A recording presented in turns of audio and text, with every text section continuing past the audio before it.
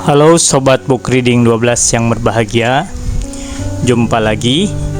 Kita akan melanjutkan pembacaan buku kita, masih dengan buku yang berjudul Jalan Rahmat Mengutuk Pintu Tuhan, karya Jalaluddin Rahmat. Pada episode kali ini kita akan membacakan sebuah bagian yang berjudul Memaknai Basmalah Perspektif Sufi. Bismillahirrahmanirrahim. Rasulullah Shallallahu Alaihi Wasallam bersabda, semua urusan yang tidak dimulai dengan basmalah, maka urusan itu terputus. Apa yang dimaksud dengan amal yang terputus? Amal yang terputus adalah amal yang tidak mempunyai ujung, tidak ada tujuannya. Amal yang tidak mempunyai ujung atau tidak mempunyai tujuan adalah amal yang tidak dimulai dengan nama Allah.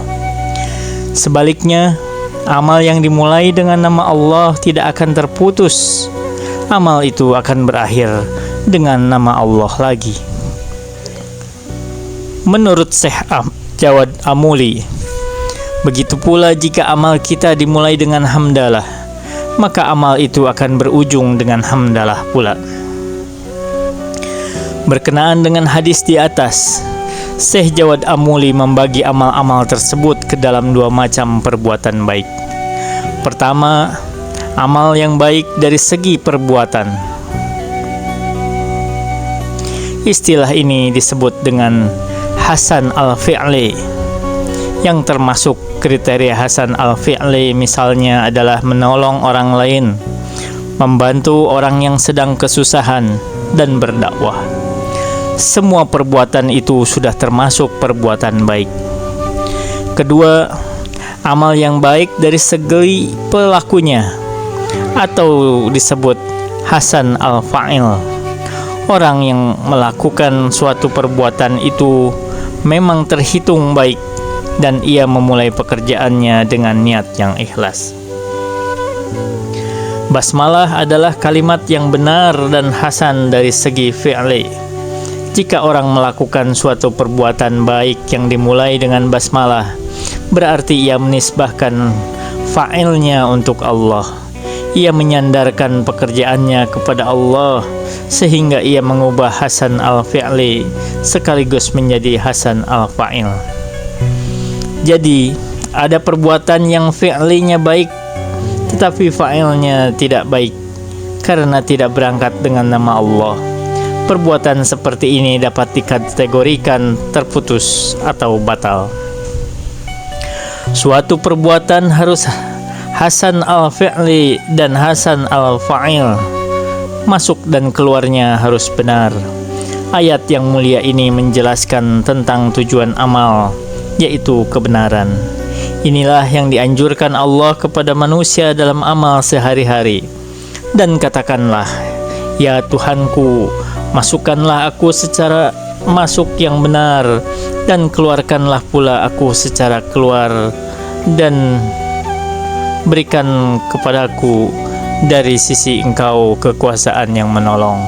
Quran Surah Al-Isra ayat 80. Al-Quran menceritakan bagaimana agar tempat keluarnya menjadi tempat yang benar, seperti dalam Surah At-Tolaq ayat 2-3.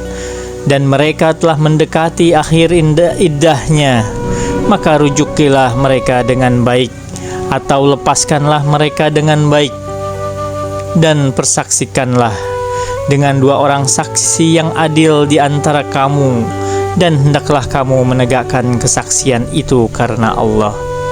Demikianlah diberi pengajaran dengan itu orang yang beriman kepada Allah dan hari akhir. Barang siapa bertakwa kepada Allah, niscaya Dia akan menjadikan baginya jalan keluar dan memberinya rezeki dari arah yang tiada disangka-sangka olehnya.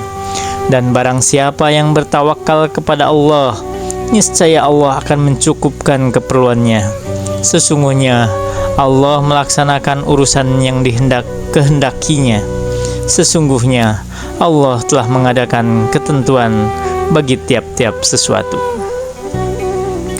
Orang-orang yang masuk dari tempat yang baik dan mengakhiri pada tempat yang baik adalah orang yang digambarkan dalam ayat di atas.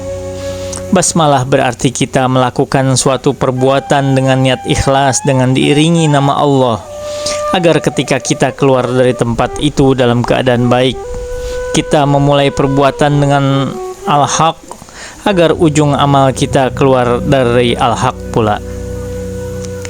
Nama Allah dalam kalimah basmalah adalah nama yang sangat agung, yang mencerminkan kesempurnaan. Seperti disebutkan dalam Al-Quran, Maha agung nama Tuhanmu yang mempunyai kebesaran dan karunia. Quran Surah Ar-Rahman ayat 78.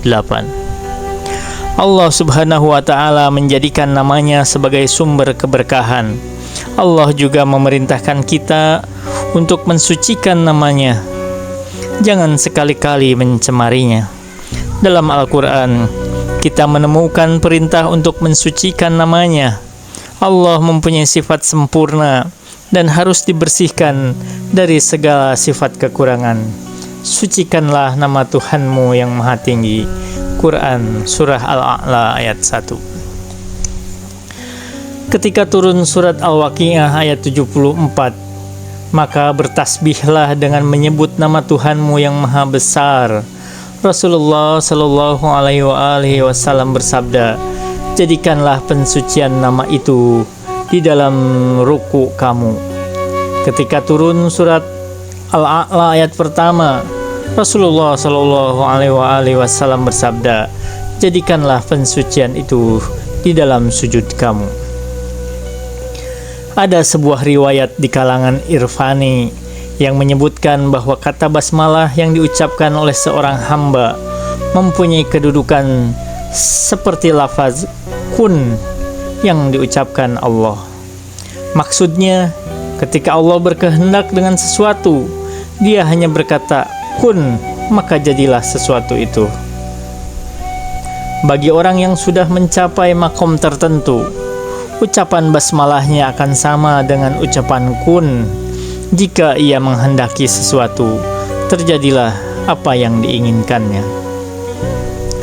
Sebelum Nabi Nuh pergi meninggalkan kaumnya dengan perahu besar, ia berkata, Bismillahirrahmanirrahim wa mursaha. Quran Surah Hud ayat 41. Dengan ucapan itu, perahu itu pun melaju. Perahu itu bergerak dengan nama Allah. Nabi Nuh memberi contoh bagaimana menggerakkan sesuatu dimulai dengan nama Allah, dan bahwa yang dilakukan Nabi Nuh bukan kehendaknya, akan tetapi oleh kehendak Allah. Puncak dari perjalanan kepada Allah adalah ketika kehendak seorang hamba sudah bersatu dengan kehendak Allah. Ada beberapa tahap perjalanan menuju Allah.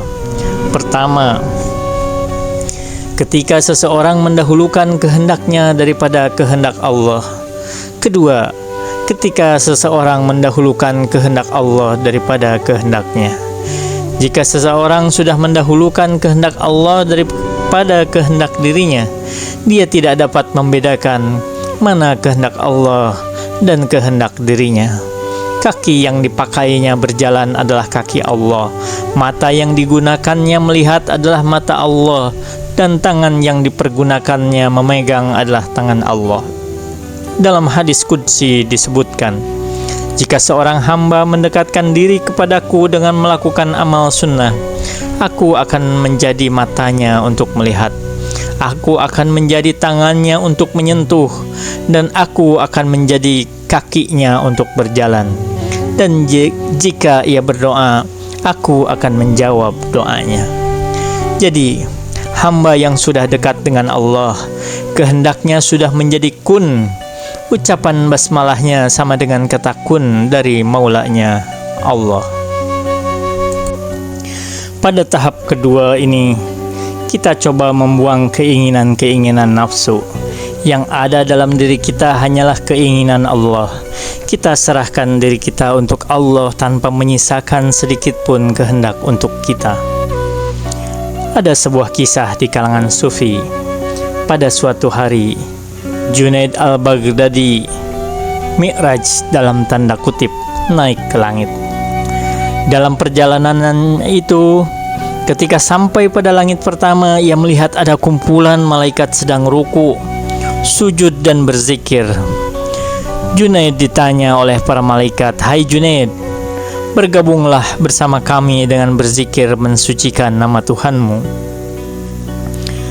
Junaid menjawab, "Tidak, ajakan kalian tidak aku kehendaki." Lalu ia naik ke tingkat yang kedua. Ia melihat ada kumpulan orang sedang ruku. Junaid diseru, "Hai Junaid, bergabunglah bersama kami." Junaid menjawab, "Tidak, aku tidak ingin bergabung dengan kalian." Lalu ia naik ke tingkat ketiga. Ia melihat ada sekelompok orang yang sedang sujud. Junaid diseru oleh mereka untuk bergabung. Junaid menjawab, "Aku tidak ingin bergabung denganmu." Lalu sampailah ia pada suatu tempat yang lebih tinggi lagi. Pada tempat itu ia mendengar perkataan, "Apa yang kamu kehendaki, wahai Junaid?" Junaid berkata, "Aku berkehendak supaya aku tidak mempunyai kehendak lagi." Inilah yang disebut sebagai puncak perjalanan tasawuf. Pada tingkat ini, kalimat basmalah mempunyai kedudukan sama dengan kata kun. Jika orang sudah sampai pada tingkat ini, mendahulukan kehendak Allah, ucapannya adalah sebuah kebenaran. Syekh Jawad Amuli menyebutkan contoh orang seperti ini adalah Abu Dzar Al-Ghifari. Semua perkataan Abu Dzar adalah kebenaran. Bahkan Rasulullah Shallallahu Alaihi Wasallam pernah berkata, "Di bawah naungan langit dan di atas permukaan bumi ini tidak ada lidah yang lebih jujur selain lidah Abu Dzar." Mengapa Abu Dzar sampai pada tahap seperti itu? Karena ia sudah sampai pada tingkat tawakal kepada Allah. Ia menyerahkan seluruh kehendaknya hanya untuk Allah. Dalam kitab Nur As-Saqalain disebutkan, sesungguhnya basmalah itu lebih dekat dengan nama Allah yang Maha Agung daripada dekatnya hitam mata dengan putihnya. Basmalah adalah nama agung bagi orang yang sudah mencapai derajat tertentu. Wa ma taufiqi illa billah. Alaihi tawakkaltu wa ilaihi unib. Wassalamualaikum warahmatullahi wabarakatuh.